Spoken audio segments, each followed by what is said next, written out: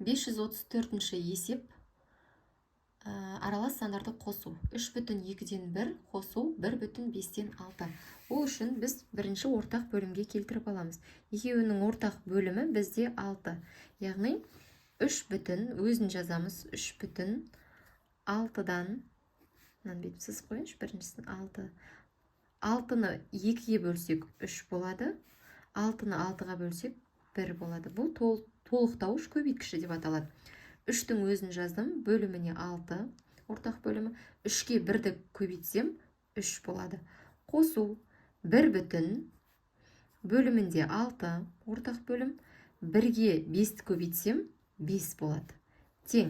Енді бөлімдері бірдей болған кезде бүтін бөлігімен алымын қосуға болады. 3-ке 1-ді қосам 4, бөлімдерінің өзі жазылады. 6-дан 8.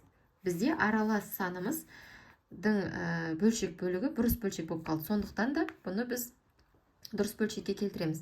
Яғни тең, мына жердегі 8-ден 6-ны азайтамыз. Ол үшін мынадан былай жасайыншы. 8-ден 1-ді алып береміз деген. 4-ке 1 қосылады, 5 болады.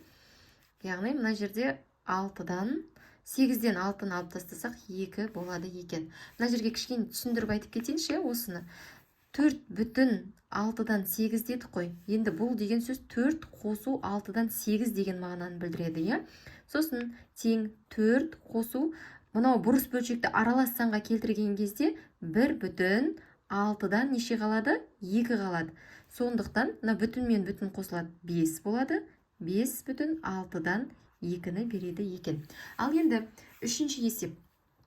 8,4-тен 3 қосу 2,8-ден 7.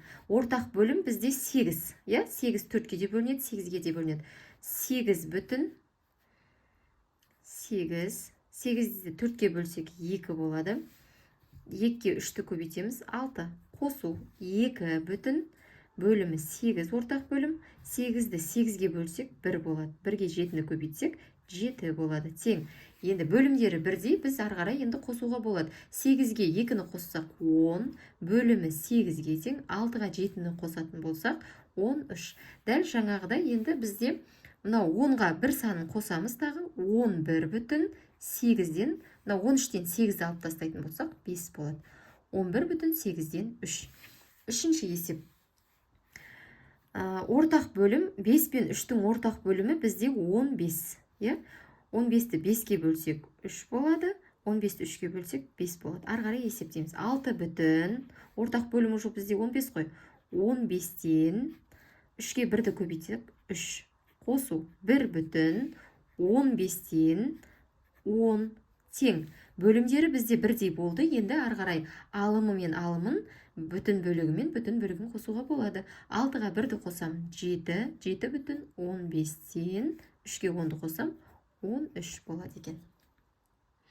Мен 534-тің тақ нөмірлі есептерін шығардым. Жұп нөмірлі есептерін осыған қарап шығарасыңдар.